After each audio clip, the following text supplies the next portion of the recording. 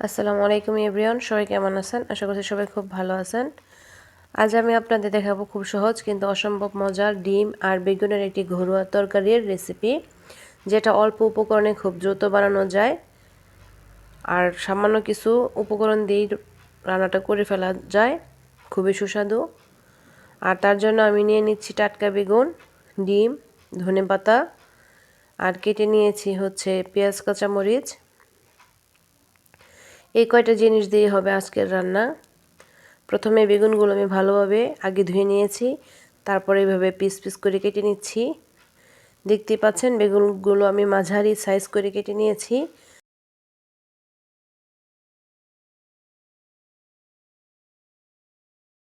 বেগুনগুলো যেন দেখতেও সুন্দর লাগে এবং সুন্দরভাবে রান্নাও করতে ভালো লাগে, দেখতে এবং খেতে দুটোই ভালো লাগবে। এইভাবে কেটে নিলে মাঝারি সাইজ করে, দেখতে পাচ্ছেন। আর বিশেষ করে এরকম লম্বা বেগুন দিয়ে রেসিপিটা করবেন, তাহলে খেতে অনেক ভালো লাগবে। আর এখন বেগুনটা আমি কেটে ভালোভাবে ধুয়ে নিয়েছি। এখন দিয়ে নিচ্ছি শুকনো মরিচ 1 চামচ, হলুদ এবং ধনিয়া গুঁড়ো এবং জিরা গুঁড়ো, আদা বাটা দিয়ে আমি ভালোভাবে মশলাটা হাত দিয়ে মাখিয়ে নিব। স্বাদমতো লবণ। এই পর্যায়ে হাত দিয়ে ভালোভাবে আলতো আলতো করে মেখে নেবেন, যেন সবগুলো বেগুনে মশলাটা ভালোভাবে প্রপারভাবে সেট হয়।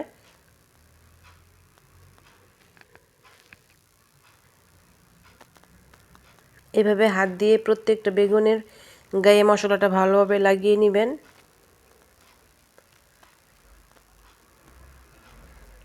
এবার একটা কড়াইতে তেল গরম করে বেগুনের টুকরোগুলো আমি দিয়ে নিব।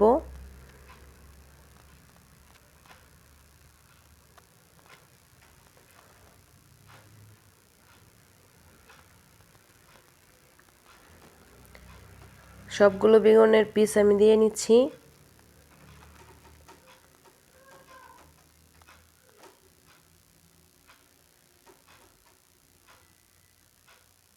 এখন উল্টে পাল্টে ভেজে নেব।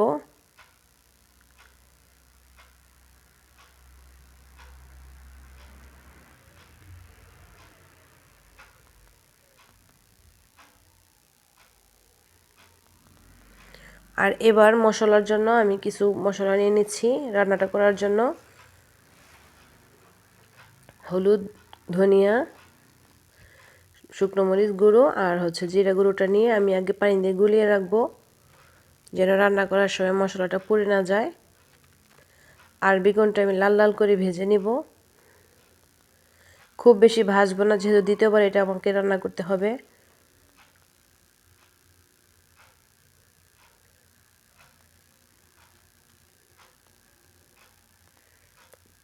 বেগুনগুলো আমি উল্টে পাল্টে নিচ্ছি।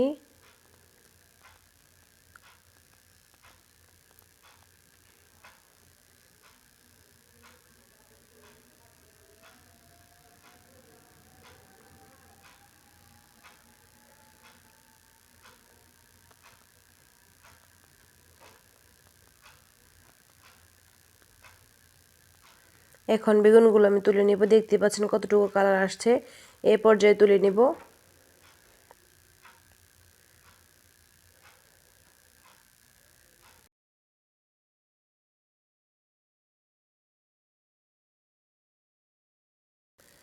এবার আগে থেকে কেটে রাখা পেঁয়াজগুলো দিয়ে নিলাম।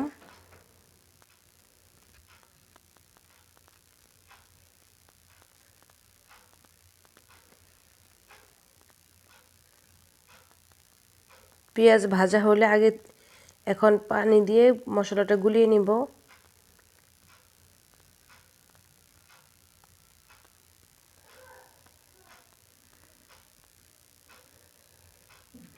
পেঁয়াজ ভাজা হলে আমি মশলাটা দিয়ে নিলাম। এখন ভালো করে কষাতে হবে যতক্ষণ না তেল ছেড়ে আসে। মশলা প্রপারভাবে কষানোর জন্য আমি আরেকটু পানি দিয়ে নিলাম।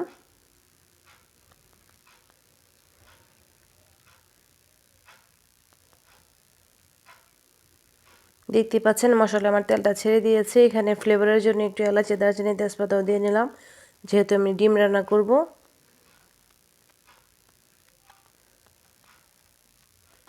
এখন আমি 3টা ডিম ভেঙে দিচ্ছি।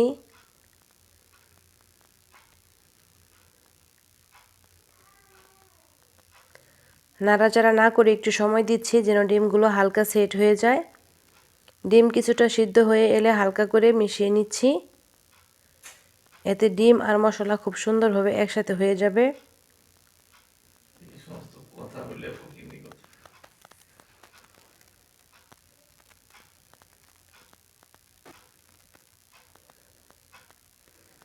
এখন এতে দিয়ে দিচ্ছি আগে থেকে ভেজে রাখা বেগুনগুলো।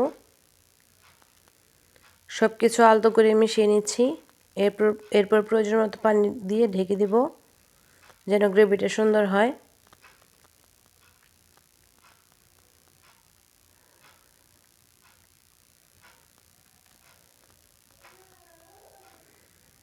বেগুন আর ডিম আমি সুন্দরভাবে সেট করে নিচ্ছি।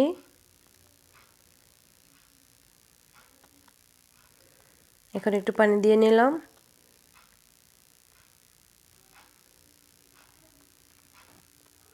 এখন আমি একটু ঢেকে রাখবো 10 মিনিটের জন্য।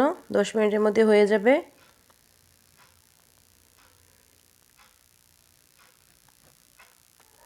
এখন ফ্লেভারের জন্য কিছু কাঁচামরিচ এবং ধনেপাতা দিয়ে নিচ্ছি। এতে স্বাদ আর গন্ধ দুটোই বেড়ে যাবে। এবার চুলা বন্ধ করে নামিয়ে নিব রান্নাটা সেট হওয়ার পর।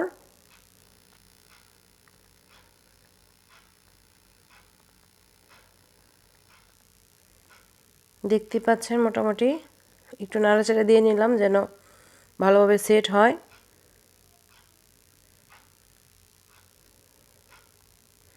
এই তো আমার রান্নাটার ফাইনাল লুক। এবার চুলাটা আমি বন্ধ করে দিয়েছি। মাশাআল্লাহ অনেকটাই মজাদার হয়েছে। এবার গরম গরম ভাতের সাথে পরিবেশন করলে অনেকটাই স্বাদ হবে এবং অসাধারণ হবে।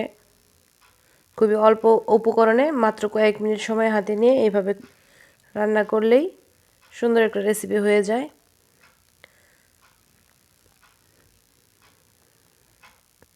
এখন আমি গরম ভাতের সাথে একটু পরিবেশন করে দেখাচ্ছি।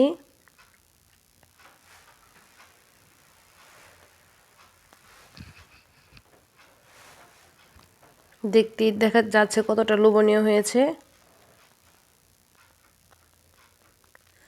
রেসিপিটি ভালো লাগলে লাইক, কমেন্ট, শেয়ার, সাবস্ক্রাইব করতে ভুলবেন না।